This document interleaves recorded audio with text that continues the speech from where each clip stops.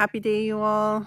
I hope that everyone's doing well. I wanted to share this thing that happened to me recently. I was listening to a podcast, and the lady was talking about why, the word why, and how normally when something happens to us, whether it's something good or bad, but normally something that's bad happens, we'll usually ask and say, why?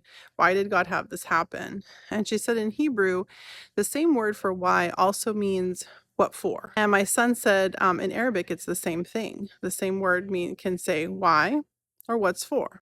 And if we just use that word when something happens that we're not expecting, it's interesting how the narrative changes and how we can look for maybe a deeper meaning in a positive way to see what God's wisdom is.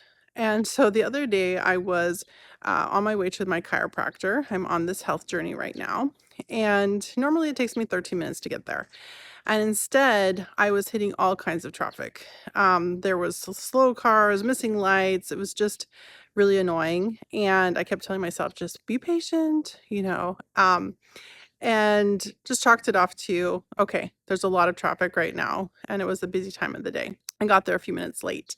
But then 2 days later, I was on my way again to my appointment, my chiropractor appointment. And I left 20 minutes early and I hit a train crossing. There was construction on the road.